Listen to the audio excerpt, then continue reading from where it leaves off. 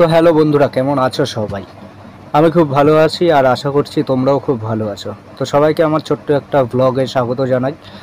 আশা করব তোমরা পুরো ব্লগটা দেখবে।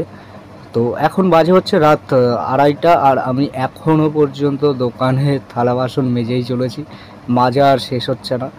মাজতে মাজতে মানে হাত ব্যথা হয়ে গেছে, তবুও মাজা শেষ হচ্ছে না। তো এখন 2:30 বাজে, আমি কখন বাড়ি যাব তারও কোনো ঠিক ঠিকানা নেই। তো সকাল থেকে মোটামুটি এই যে এত কাজের চাপ, আর তারপরও তোমাদের জন্য এই যে ভিডিও বানাই, তো একটু কষ্ট হয়ে যায় ঠিকই। তো আজকে ভাবলাম একটু অন্যরকমভাবে ভিডিও বানাই। প্রতিদিন তো ঘরে বসেই ভিডিও বানাই, তো আজকে দোকানেই ভিডিওটা বানালাম। তো ভিডিওটা যদি তোমাদের ভালো লেগে থাকে তাহলে একটা লাইক করো, কমেন্ট করো, শেয়ার করো, আর হ্যাঁ, একটু চ্যানেলটা সাবস্ক্রাইব করে দাও। তো দেখতেই পাচ্ছ, দোকান চালানোর পাশাপাশি আমি আমার এই ছোট্ট ইউটিউব চ্যানেলটাও চালাচ্ছি। তো চ্যানেলে এখনও পর্যন্ত সেরকম খুব বড় ভিডিও আপলোড করিনি। তো এই যে কড়াইটা দেখছো, এই কড়াইটাতে আমি চা বানাই।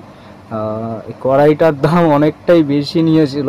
আর কড়াইটা কিনে আমি সত্যি কথা বলতে ভীষণ ঠকে গেছি, কারণ আমি কোনোদিনও এই কড়াই কিনিনি, বা আমি কোনোদিনও কাঁসা বা পিতলের জিনিস কিনিনি। তো কড়াইটা কিনতে গিয়ে বাবারে বাবা, আমার পুরো একদম পকেট ফাঁকা হয়ে গেছিলো, কারণ কড়াইটার দাম নিয়েছিল 2680 টাকা। তো আমি আগে যদি জানতাম যে কড়াইয়ের এত দাম, বা এটা ওয়েটে মানে আমাকে কিনতে হবে, তো তাহলে আমি এই যে কড়াইয়ের যে হাতল দুটো থাকে, এই হাতল ছাড়াই আমি কড়াইটা কিনতাম। তাহলে আমার দাম অনেকটা কমে আসতো কড়াইটার। তো হাতল দুটোরই ওয়েট প্রায় 600, 650 বা 700 এরকম হয়তো হবে, ভীষণ ভারী। তো যদি হাতল ছাড়া কিনতাম তাহলে আমি হয়তো লাভবান হতাম। আর এই যে এটাতে আমি ঘুগনি বানিয়ে রাখি, তো এটাও আমাকে মাজতে হচ্ছে।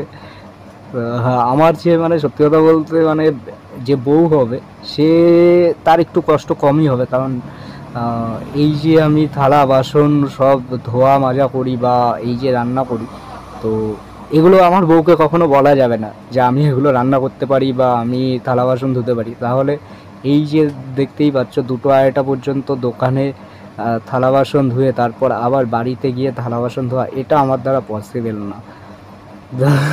না, যাই হোক, জোকস করলাম।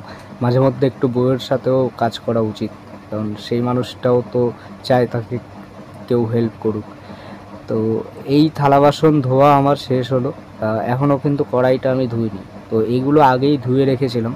তো আমার দোকানটা হচ্ছে গাইঘাটাতে, আর আমার বাড়িও গাইঘাটাতে। তো যদি কখনো কেউ গাইঘাটায় আসো তাহলে দোকানে এসো, দেখা হবে, আড্ডা হবে, খুব গল্প হবে। আর হ্যাঁ, ভিডিওটা ভালো লেগে থাকলে একটু সাবস্ক্রাইব করে দিও চ্যানেল।